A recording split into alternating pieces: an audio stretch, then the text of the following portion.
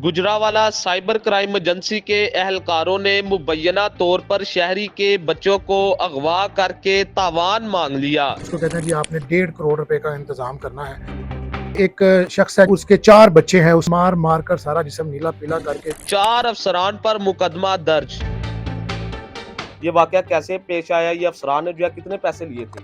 ये एक शख्स है जिसको उसके घर में रेड करते हैं और ये उसके 4 बच्चे हैं, ये चारों को उठा के ले जाते हैं और इनके घर से लैपटॉप, इनकी गाड़ियाँ जो होती हैं उन्हीं में बच्चों को डाल के, चूँकि बच्चे ज़्यादा होते हैं, सबको ले जाते हैं। ये जब जाता है मौके पर, उसको कहते हैं जी आपने 1.5 करोड़ रुपए का इंतज़ाम करना है, इसके बाद आपकी जान छूटेगी।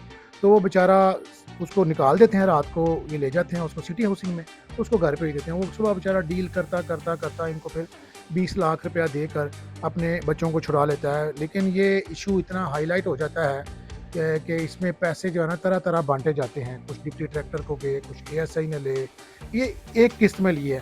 और वो बता रहा है उन्होंने मेरे से करोड़ के करीब लिया है, कभी 15 लाख, कभी 20 लाख, कभी 30 लाख।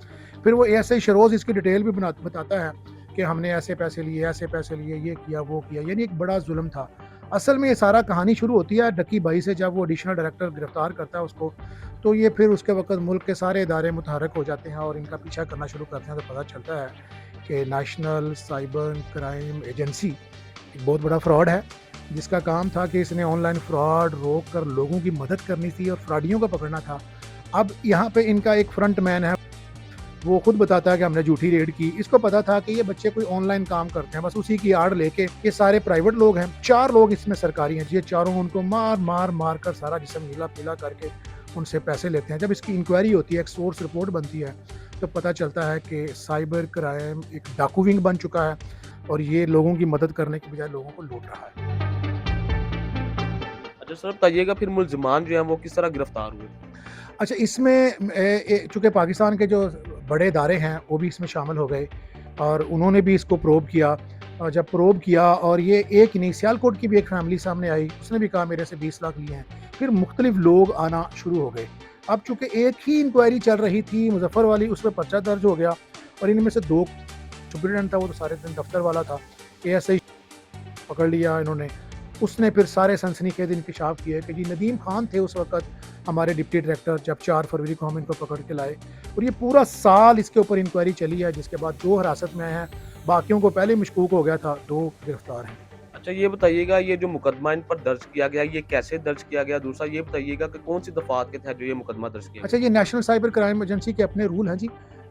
एक तो ये पर्चा दर्ज करने वाला कोई प्राइवेट बंदा नहीं है, खुद एफआईए ने अपने लॉज के मुताबिक, जैसे पुलिस में कोई गफलत करता है तो उसके ऊपर 155 सी लगती है, तो इसमें उनके करप्शन के भी, उनकी माली बदयांती के भी और उनका अपने इख्तियार से तजावज़ करने का भी मुकदमा दर्ज करके ये कार्रवाई एफआईए ने की है। और इनको एफआईए यानी इनका जो असल मदर महकमा है वो एफआईए है।